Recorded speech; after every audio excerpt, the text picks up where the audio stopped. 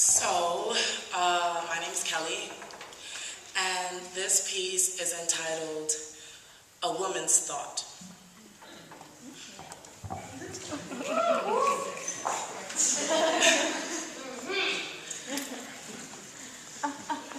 My grandmother used to bathe me in the kitchen sink. She'd recite family narratives so poetically, it bled ink into my memory and pumped word of mouth into my heart. With satin hands and freshly manicured nails, she'd wipe me clean of worry and rinse me in life's art. She is my poetry. My mother, who worked harder than any human I know, would wear shoes with holes in the soles so her daughter could wear Gap clothes. Okay, she cleaned toilets, bus tables, atop her 9 to 5, and still had time for hour-long drives so her daughter could fall asleep beneath the hard times and wake up to her voice in the kitchen after each night. Those smells still climbing into bed with me. She is my poetry. See, I've watched women carry families on their backs, spines bent back to carry a people together, raise a child, harvest hope.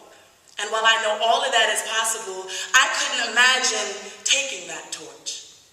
Couldn't imagine my daughter asking me why the world felt so heavy, why rainfall felt like gunshot wounds, waterboarding us until we're all criminals. How do I tell my daughter that she's more likely to be thrown away by someone than to find someone she can keep? How do I let her know that, baby, mommy can't give you much, but good girls get everything and bad girls get nothing? How do I teach her that beauty is something you feel, not something you see? How do I tell her everything that my mother, my grandmother have taught me? I guess I'll start by wrapping their insecurities with pride. I'll take her bow ties in her hair and lace it with post-it note reminders so that they ring truth every time the wind blows, that baby, you're more than you'll ever know. There is thunder in your voice so great that he shines lightning every time your verbal punches are thrown, so you need not worry if you're ever alone. And you need not be afraid of the power you possess. See, baby, I wish I could tuck you into firefly blankets and raise you high so that you could see that you are the twinkle in God's eye. Let that light shed consciousness on all your decision-making so you need not shed the tears that your grandmother, grandmother, great-grandmother, and I cried. And when I cry and you ask me why, I let you know that life is full of tears so that you can make waves of difference and that no matter what will still be all right. See, you are my difference. And your difference is to be praised.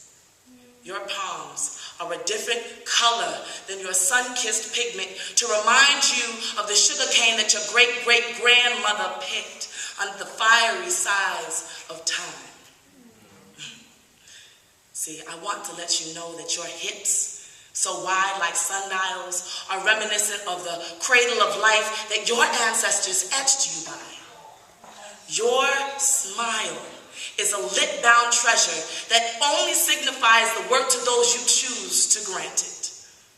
Baby, take your crown and remember all of this. See, mommy knows best. But you are your own queen. So do me a favor and embrace it. Thank you.